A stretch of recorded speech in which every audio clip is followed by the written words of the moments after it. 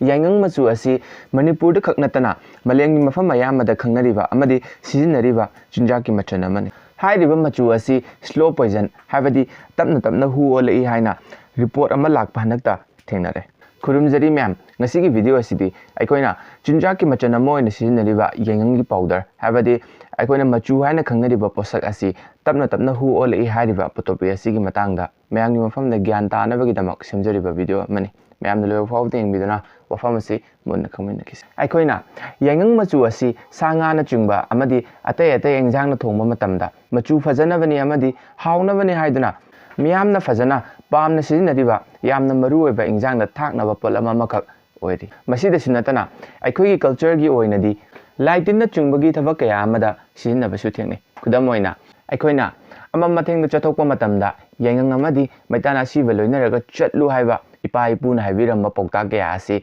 adom na su hena khangbiram lagani hana khale hairiba mayam masina nakana mada thamkhraga asuk tangai fadana sizinariba posak asi matau karamna tapna hu Oirakli bino haiba asini aikoina bazar da YAI-NGANG gi powder asi leiba matam sana machu changba fajaba machu asina hena pamnai asida sunatana aikoi kokta leiriba asi machu fajaba asina YAI-NGANG afabani haina su launari masina achoba maram ama oiraga karbar tawbasingna YAI-NGANG powder asibu machu hena fajahanabagi namak lit chromate hariba potyana si yansillaga mahaki product adubu hena chatnaba honarakpadagi ngasidi masina achoba mangjaba kaya ama laklai masina maru oina brain da heart ta laina kaya ama thohanba yabagi achoba risk kaya ama su Oirakli hena kiningai oiribadi angang singdadi brain gi development asida fajinba amadi thingjin kiba asi tholakpa yabagi yamna chawba maru oiba maram ama su oiri hairiba lit chromate asi producer singna YAI-NGANG powder da machu fajahanabani haiduna thoina hapusu yawi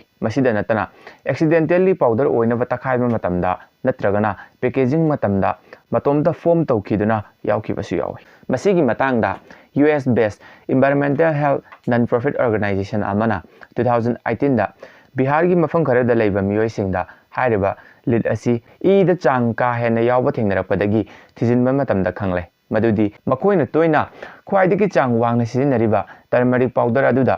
hairiba lit chromate asi yawbadagi thorakpani haiba asi khangki hairiba lit asi atopa chinjak tasu yawbabudi yawi adubu report adugi matung ina turmeric powder da fasa standard ki sizinaba yaba changdagi 400 times hena yawba thengnari masigi problem asi research na puthorapagi matung ina Bihar da example oibagi wani adubu India gi mafam mayamada hairiba problem asi thoklaba ngaktani masigi matangda Delhi police na red chathakiba matamda factory ani seize tawkhibata natana adulterated habadi podan yauraba spices ton 15 su seize tawsinki masida sunatana Gujarat su adulterated spices ton 34 hena seize tawsinki report adugi matungina sumna su hairi masi Prithvi gi mafam kaya amada hairiba problem asi thoalli maramdi India digi spices kaya ama globally export tawri masida 2022 dadi turmeric powder na khwaidagi yamna tawri bani adubu India dana hena sokli bani masigi maru eba maramdi